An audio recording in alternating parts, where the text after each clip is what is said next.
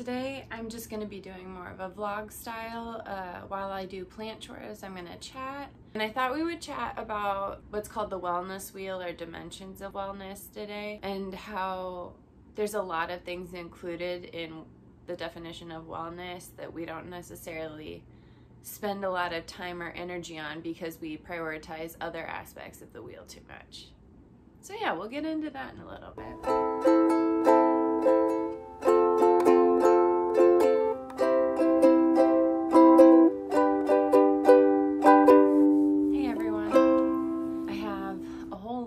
Of plant chores that I'm about to make.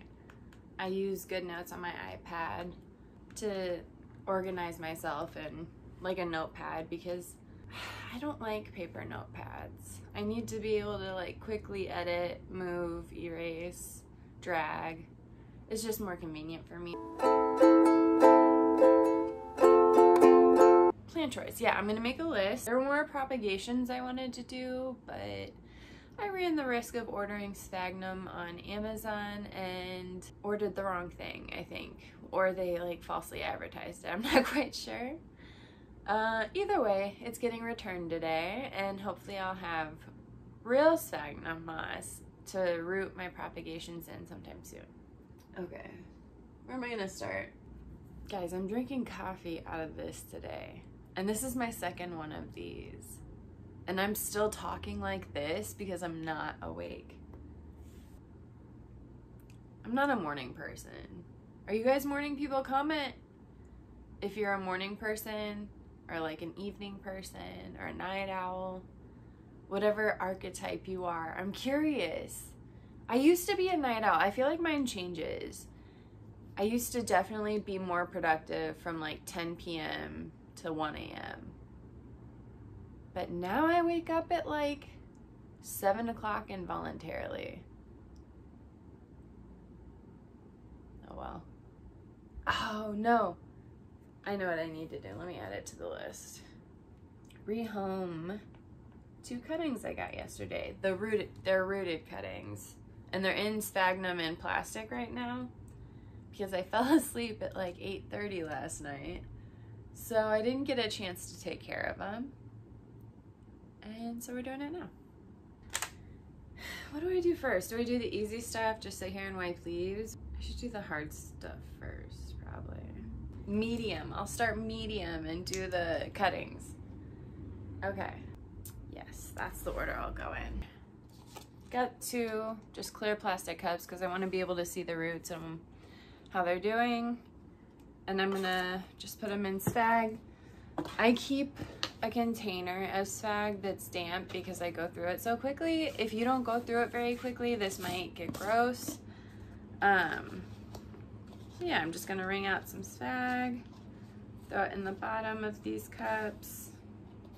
It is a little hard to get all the water back in the container and not in your lap though.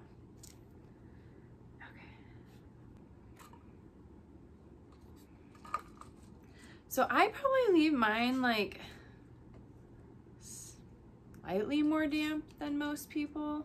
I just find that maybe it's all the exposed brick and stuff in my house, but something sucks the humidity out. And I feel like my normal relative humidity is so low. Like I have a humidifier going and it's, according to my hygrometer, it's 53% humidity in here now. With humidity. That's like most people's baseline. These are also really cool because they have an app and I can track trends and highs and lows on my phone. These are the Govee brand. I just got them like probably over the winter because I was concerned about humidity. They're awesome. I highly recommend them, and if you want them, I'll link where I bought them in the description. So I have 2 of them. They come in a 2-pack. Or they can, and I keep one up on my mantle, which is pretty much like ambient room air, and then I keep one in my IKEA hacked greenhouse. I hesitate to call it a greenhouse, more like a humidity tent. So I get to see in there, it stays 70 to 75% humidity, which I'm impressed with because I didn't expect that. These are the cuttings I got yesterday. These are two little painted lady philodendron cuttings. And they're cute. They look happy and healthy. There's a new baby coming out. And then this one was sold to me as a golden goddess, which maybe, but you just sunburn the leaves. Like, that's just bleached. So I don't think it's a golden goddess, because these green edges make me think, well, and look at the petioles. Like, they're pretty pink to me. I don't know if you guys got a good light on that. But yeah, I kind of have a sneaky suspicion it might be a painted lady. We'll see. Aw, they're wrapped in cute little floral washi tape. I swear I'm very articulate when I need to be. When it's just me talking to the camera, all of a sudden, I don't know words good. Oh. That got bent to hell. Now I'm concerned for this leaf. Cause she like crammed it to get the bag closed. All right, let's look at the roots. It's got a new growth point, but she looks rotted. At least some of it. Unless she was just in soil. Nope, they're rotted. Just a couple towards the top. So, gotta deal with that. So what I do when I come across root rot, which I do, not always other people's fault, I just go through and literally scrape the roots with my fingernails, and like whatever comes off, and sometimes it's just like the outside, like that one, like the outside part came off, but the root inside is still intact. Separate the moss that had the root rot in it. And like that moss is very wet, so like maybe it was just living like that. I honestly don't know. Maybe she just likes water. Doesn't seem like this lady does though. She is turning. See, even some of the roots are pink. I'm confused at what this is. It's not a golden goddess, for sure. I'm convinced. Anyway, so let's get started talking about the dimensions of wellness, or the wellness wheel, what have you. It's basically a theory that, yeah, I'm gonna make you a visual, but I'm gonna make you a pie chart. I want you to see that whenever you're putting a certain percentage of your energy into one category, it takes away from the rest, because you have limited time and energy. Those are limited resources. So where you distribute those and allocate your time and energy is going to determine how balanced you are. There are 8 general dimensions of wellness. The one that most people think of right away is going to be physical wellness. So that's going to be your cholesterol, your weight, your nutrition, your sleep, stuff like that. So most people are familiar with that. What's interesting is the percentage of energy that people expend in that one area, and the amount of societal pressure forced in that one area. There are more. There are 7 other areas of wellness that would love your time and attention. One of them being intellectual. So I consider that like hobbies, like learning, doing something you enjoy that's new to you, acquiring a new skill, professional development, anything that challenges you mentally. Sorry, got distracted by the root rot. It's dense right here in this branch of roots. And I just want to keep as many roots as I can, because these leaves, I don't know, they're struggling. And it has the new growth point, which I want it to focus on, not growing new roots. Intellectual is important. Emotional wellness is another area that a lot of people focus time and energy on, rightfully so. That would be like seeing a therapist, taking your psychiatric medication every day, or as needed, as prescribed, making sure that you feel like comfortable in your relationships, making sure that you have secure attachments, stuff like that. Basically therapy, and making sure that you're spending time for pleasure, you're allocating time for yourself and to like refill your cup, as as the saying goes, you can't pour from an empty cup. You need to be emotionally well in order to be overall well. And a lot of people think that you can just like power through it, and you know, more power to you if you can, but help is available. And I can link some resources in the description as well. It's a lot easier if you utilize the resources available to you, because people have done this before you. People understand it, they've researched it, they have some strategies that could help.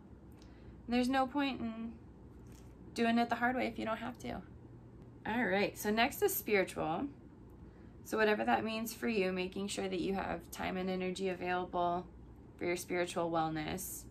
I like to view this wheel as like a weekly check-in. So spiritual might be going to church, it might be like rearranging your altar, it might be meditating, yoga, whatever your time with the universe or the energy that created you or us, or you know, whatever you do to check in with the bigger picture is that aspect of wellness. Another is environmental wellness. So this one's mostly like your home life, your physical comfort. So if it's winter and you don't have heat, that's not environmental wellness. Gosh, I'm gonna get through the wellness wheel before I get all the root rot off this. I should have just chopped, but man, I'm a sucker for this stuff. And I like wipe leaves by hands too, as you'll see. Maybe, unless I don't have anything to talk about. But anyway, financial wellness. This, as we know, can be a huge benefit or stressor in our lives. But if things happen where you're no longer financially well, or you've never been financially well, it's very difficult to spend time and energy on other aspects of the wheel, because this is like a priority currently for you. So wherever your priority currently sits, it's important to just be aware of that, to just pay attention to where your time and energy goes. And you don't necessarily have to agree to make a change, just start paying attention can help. One more is occupational wellness. If you hate your job, you're not going to feel well, no matter how many times a week you work out, no matter how much you sleep, no matter how much you pray, how much you change the thermostat. It doesn't matter, because that's going to be sucking your time and energy. It's hard to thrive like that. An ideal situation would be a company or being secure enough in your entrepreneurship that you have time for professional development, and you have time to go to conferences, you have time to network, you have the money to network, you have the money for conferences, you enjoy your job, you feel fulfilled by your job, you feel like you're answering your calling or vocation. And then the last one is social wellness. So humans, many agree, are social animals. We prefer to live in small communities. You'll find, if you pay attention, a lot of people need that little chosen family to thrive. They're little, I'm not going to appropriate words here, but you know what I mean. Speaking of, since that was the last one, that was the 8th one, I'm going to go off on a tangent about appropriating words and the weight of your words. It's one thing to say something out of, for lack of a better word, ignorance, to be blissfully unaware that there's a problem with what you're saying. But once what you're saying has been addressed, it's really important to listen. You don't have to immediately feel attacked, but it's important that you hear what people have to say about that word and what it means to them, because words do matter. Words have weight. Words start wars. It's naive to think that what you say doesn't matter. If someone's telling you that the word you're saying is a word that is reserved for special occasions or ceremonies, or it is an item that is holy, sacred, or if the word or phrase, there are common names for plants that are very offensive, and there's just no need to use them, because there are the scientific names, the Latin names that you can Google. And I don't mean to get on a soapbox, but this is my vlog, so I guess the point is that, like, if you're being problematic, you don't have to be. I don't know, like, choose different words. The English language offers so many synonyms to you. Choose a synonym. It doesn't have to be out of your way. It doesn't have to feel like a burden. It feels like a choice to honor humanity to me. I don't know. That's my little preachy moment. All right, so this guy is mostly free of root rot now. Some of this is dirt that's just caked on here, and I don't want her to lose all her little auxiliary roots. So we're just gonna let her chill in moss. So I put about that much moss in the bottom. I'm gonna wrap up some of her roots because in my experience, philos don't mind being root bound. Not like root bound, but like comfy in their pot. A little tight, a little snug. Okay, so she's gonna go in a humidity box of some sort or the humidity tent. I cannot wait, and I will keep you guys updated about what the F this is. If you have any theories, please comment them here and I'll give you a better view.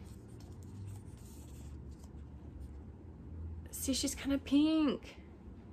Maybe okay, so I will put her next to my golden goddess and then we'll do a side by side. My guess is painted lady, that's my theory. So this is my golden goddess. As you can see, petioles are chartreuse, leaves are chartreuse.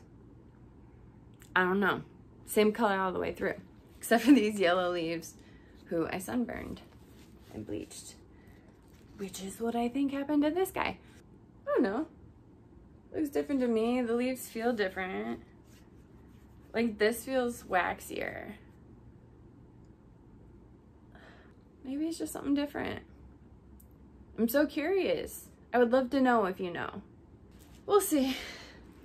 Washi tape's a good idea for this. It's like masking tape in that it's like not super hard to peel off of plastic.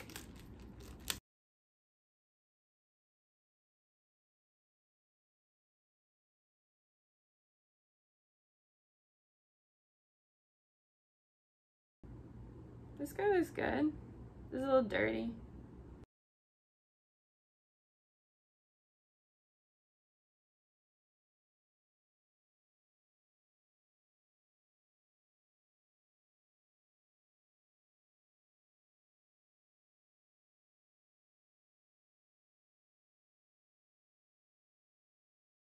Just make sure you don't compress the moss too much, otherwise it won't hold water like it's supposed to, so that defeats the purpose. Yeah, she's gonna go in the humidity tent too.